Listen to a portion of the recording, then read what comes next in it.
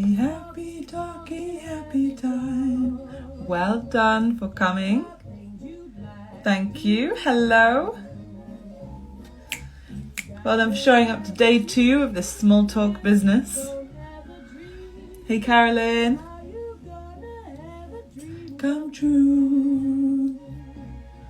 Talk about the moon floating in the sky, looking like a lily on a lake. Don't you just love Ella Fitzgerald? She's just so good. Making all the music he can make. Happy talking, happy talk.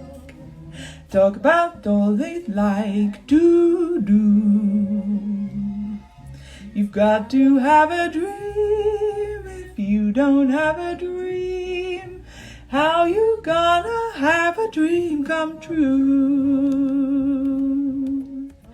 Thanks, Ella, my girl. Yes, talking about happy talk. So welcome to day 2 of the Small Talk 5-day challenge. So how to absolutely transform the cringe of small talk into the love of small talk and all things great conversations. So yes, welcome. So we are in day 2 of the 5-day challenge, looking at how to move small talk through its various different pieces that get us all the way into juicy, interesting conversations that are nourishing, that are fulfilling, that are interesting, that are enlivening. Hi Shaf, welcome, hello. So wonderful to have you here, and hello if you're catching up on the replay, of course. So we're going to be looking at today. What are we doing today? Today we're looking at the secret of interrupting and joining and entering conversations that are already going on. Okay. So yesterday we looked at the confidence to engage in small talk anytime, anywhere with anyone. The initiation moment of, I think I want to have a conversation. So how do you do that? So that's what we looked at yesterday, and you can catch the replay of that to go and pick up on all of those tips. The main takeaway, I think, was the old friend jacket. So put on your friend jacket in order to go and start to feel good initiating a conversation, but go and check that out. And still yet to come this week is the knack of taking bland small talk into deeper and more interesting conversations. That's tomorrow. And then we have the magic of asking good quality questions to explore new ground and go into interesting places. And finally, Friday, the art of leaving a conversation without being rude or feeling super awkward. So that's this week's selection of how to have great conversations. Totally tools for life, huh? Now, give me a little thumbs up or a wave if this is something that you really want help with, that you just don't enjoy initiating conversations. Once it's flowing, you might be all right, but perhaps the moment of something's going on, they look like they're having a great chat, and it's like, how do I enter that conversation? I don't want to just be rude or awkward or create a weird moment. Yeah, right. So it's quite a common moment. So you might be situations where you might have this sort of thing is during meetings. So in meetings that are already quite dynamic and going on, and you want to contribute in some way. The classic is a networking event where there's all of those little, the circles of people all over the room. You're like, how do I even join one of those? And you've also got maybe out with some new friends, or you've got a new partner in your life and you're meeting their friends, and there's like 8 or 9 of you around a table. Remember when we used to do that? I'm sure it'll happen again.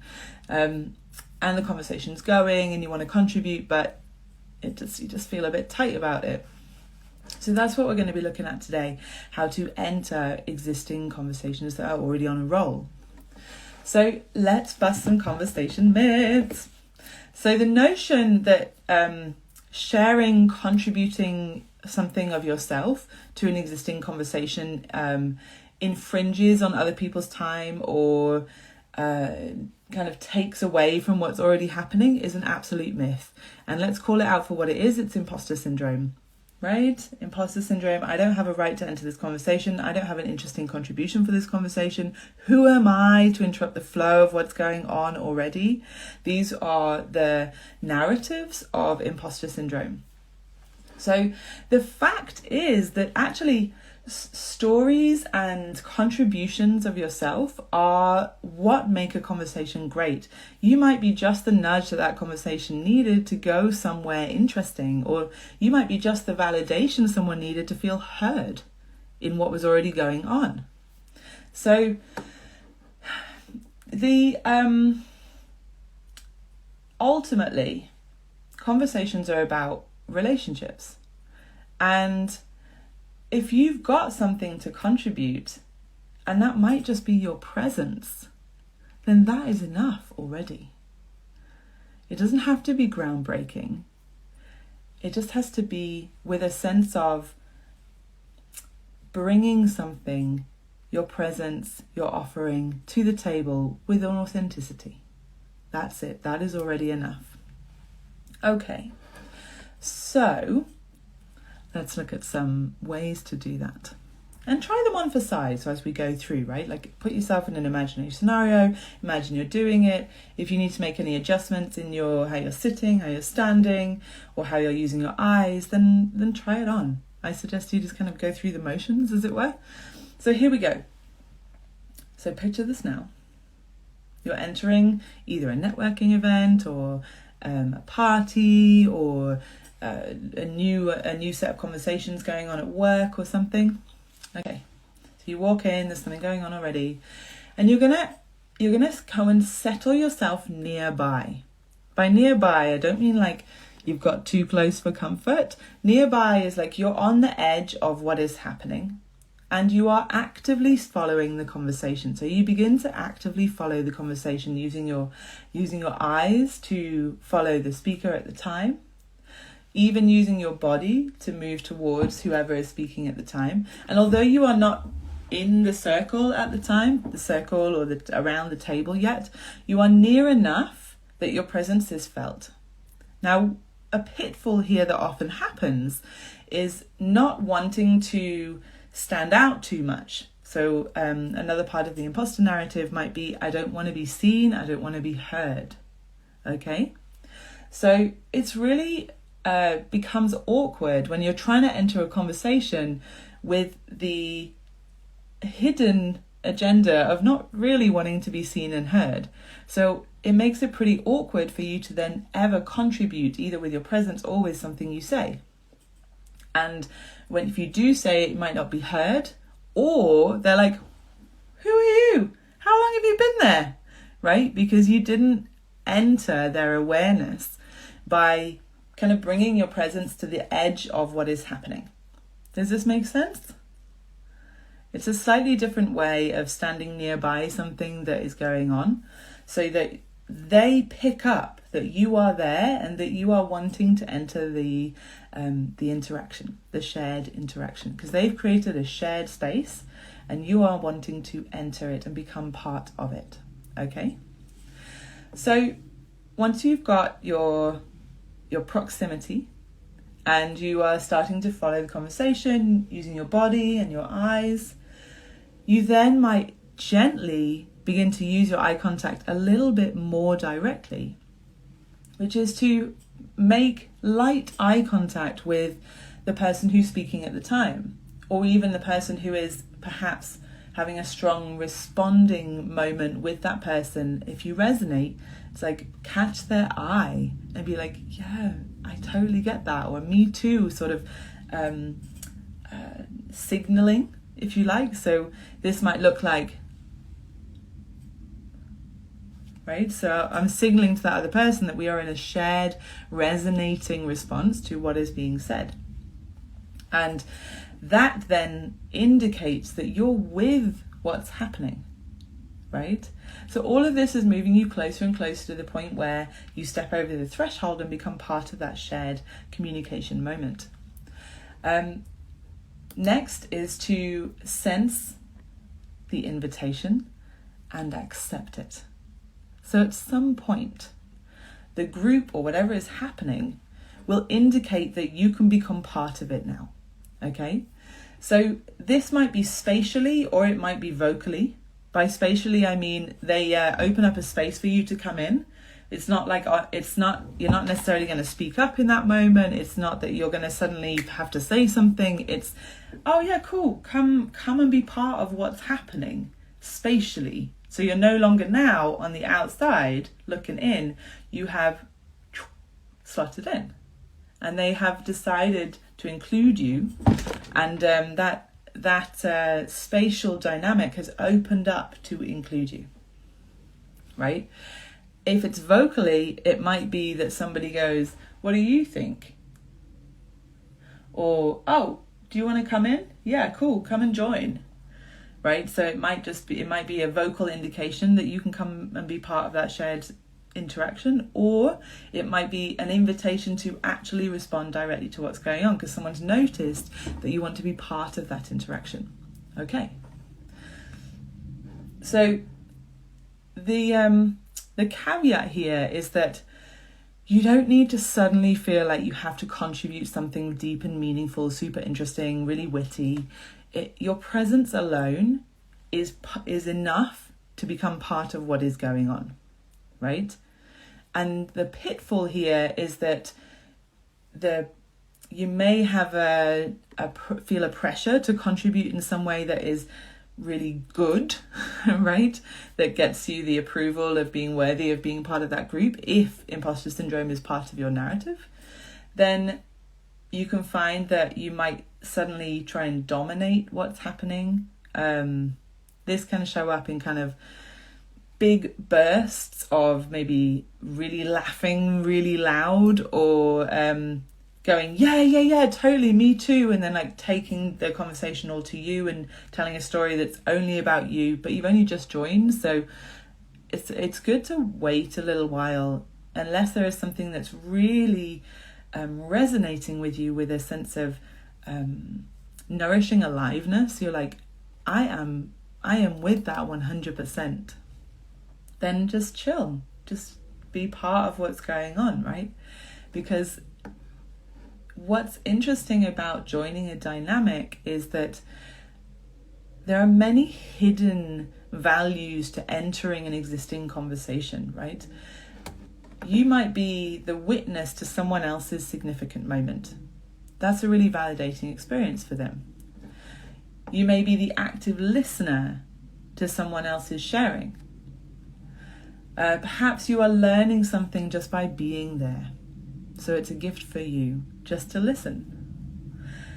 It's strengthening the relationships with those you are sharing the interaction with at the time. So next time you pop up in their awareness, their field, their vision, they remember you because you were part of a shared experience. This is really key to networking, by the way. And these are all kind of unnamed benefits of entering conversations without having to necessarily do anything spectacular, right? It's just a way of becoming part of the shared experience. So yeah, let's go over those again, because it's an easy little set of steps to the point where you have then become part of the shared experience. The main thing to get your head around is that there is something shared going on, and you are not yet in the shared experience, but you are signaling that you want to become part of it, right? And that once you become part of it, you don't have to suddenly show off in any way. You're just entering the shared experience, and from there you will get your cues as to what to do next. You don't have to know what you need to do next. The shared experience will indicate that for you. So here's the steps again. Settle yourself nearby and begin to actively follow the conversation. This is allowing you to check the vibe, right? Is it actually an interaction, a conversation, a dynamic that you can enter? Or has it got we've entered something a bit more private that we wouldn't include somebody new in right now, right? Which is totally a real situation that happens quite often. So you're checking, is this a vibe I can enter easily, or has it become extra intimate in some way? Now you're going to gently use your eye contact and your body to follow where the conversation is at any one time. So you're now indicating that you are with what's happening, right? Even if you're not in what's happening, you are with what's happening. Next, begin to use your eye contact a little bit more deliberately and make eye contact lightly, not in like a stirry way, with the person who's speaking or somebody who's having a really strong resonance or response to what's being said in the moment, and resonate with them if that is true for you. Okay, now sense when the invitation happens, spatially or vocally, that you can become part of what's happening and accept it. No bells and whistles, just become part of. You kind of cross this little beautiful threshold of like, oh, I'm now in the vibe, right? You enter the vibe, you join what's actually happening, and now you're part of it. Wonderful. And your contribution may or may not be vocally. It may just be to continue to follow the conversation and be present with what's happening. And that is already enough, right? Wonderful. So that is how to enter a conversation, a dynamic that is already alive and happening. It's a vibe, feel into it, wait for the invitation, enter it. Now you're part of it. You are in flow with the dynamic. So this is the main tip for today. And yesterday we looked at initiating conversation with a single person, for example. So they might be at an event, it might be in the queue waiting for something or something like that. So that is initiating an interaction with somebody new, anytime, anywhere. And now we've popped out into the group dynamic, and it's how to enter a group interaction that is already alive and happening, and so that you can become part of that. Yeah? Okay, so this is, we're now starting to move through the recipe of how to have awesome conversations. And now that you are part of an interaction, so you've got entering a single person interaction or creating a single person interaction, entering a group dynamic interaction. The next piece, which we'll be exploring tomorrow, is to look at how to take conversations that are a bit bland, a bit dry, a bit boring, a bit stuck in the small talk, to get them no longer small and opening into much more spacious, interesting places. So that's what we're going to be starting to look at tomorrow. Now, do share with me what's resonated with you about entering group conversations. Like what's pricked up for you as something you might do differently as you go into your next I want to enter that vibe moment. And if you're watching this on the replay, pop it in the comments for me, because I love to hear what resonates, what tips really like, that's going to make such a difference. It really helps me to offer more pieces that support what you want and need support with in your conversations. So thank you so much for coming. It's lovely to have you here again. Laughing loudly and saying, me too. Yes. Great. How to get out of this if I do it. Yeah, come back for day 5, because we're going to be looking all about how to get out of interactions and conversations that you no longer want to be in. So there's entering and there's also leaving, am I right? So don't worry, we've got that all covered, and hopefully see you for tomorrow with the knack of taking bland small talk into more interesting, deeper places. In the meantime, go well, converse well, and keep falling in love with small talk, because it's really just such a powerful and useful thing that is an unavoidable part of having awesome conversations. Really, really look forward to sharing the rest of the tips with you. It's just the best. And we'll ride out with the wonderful Ella, of course.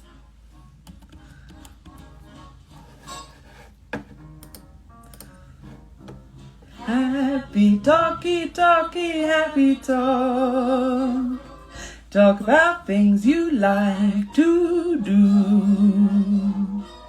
If you had to have a dream, if you don't have a dream, how you gonna have a dream come true?